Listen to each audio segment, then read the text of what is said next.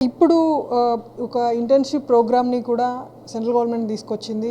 Internship దాదాపు ఒక 500 కంపెనీస్‌కి దాదాపు ఈ 5 ఇయర్స్‌లో కూడా ఎంప్లాయ్‌మెంట్ సృష్టించి వారికి ఇంటర్న్‌షిప్ ద్వారా 5000 రూపీస్ పర్ మంత్ ఇవ్వడం ఎట్లా చూస్తారు? బేసికల్గా ఇట్స్ స్కిల్ ఇండియా ఇనిషియేటివ్ అండి ఇది యాక్చువల్గా అయితే.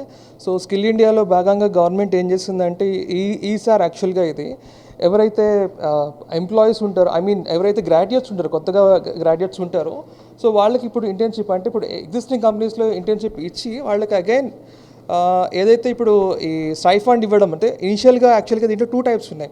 వన్ ఈజ్ యాక్చువల్గా one time stipend it's 6000 rupees they are initially paying for the ఇంటర్న్స్కి ఇస్తున్నారు. And as well as next month వచ్చేప్పటికి 5000 రూపీస్ పర్ మంత్. సో ఇది వచ్చేప్పటికి ఎంప్లాయీకి ఏదైతే ఎగ్జిస్టింగ్ కంపెనీస్ ఏవైతే ఎస్టాబ్లిష్డ్ కంపెనీస్లో వాళ్ళు వర్క్ నేర్చుకుంటారు as well as they are getting paid. 2 types actually. And one more thing company కూడా ఎలా బెనిఫిట్ అవుతుందంటే కంపెనీకి సిఎస్ఆర్ ఆబ్లిగేషన్ ఉంది యాక్చువల్గా 2% ఆఫ్ సిఎస్ఆర్ ఆబ్లిగేషన్. సో ఈ స్టైఫండ్ ఏదైతే వాళ్ళు పే చేస్తారో ఎంప్లాయీస్కి they can get exemption from the CSR నుంచి వాళ్ళు they can claim it this expenditure. So ఈ 2 టైప్స్లో ఏంటంటే ఈ 2 విధాలుగా ఏంటంటే కనుక it's win win for both companies as well as employees.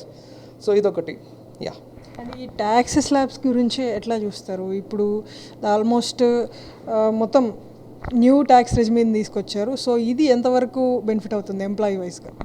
ఇప్పటివరకు లాస్ట్ టైం ఉన్న ట్యాక్స్ దాంట్లో వచ్చిన బెనిఫిట్స్ ప్రకారం వెళ్ళినా ఇప్పుడు ఈ మంత్లో మీరు చూసినా కూడా క్లైమింగ్ ఇప్పుడు స్లాబ్ పరంగా ఉండే క్లారిటీలో కూడా ఈ మంత్లోనే విన్నారు, మీరు న్యూస్ వినే ఉంటారు కదా.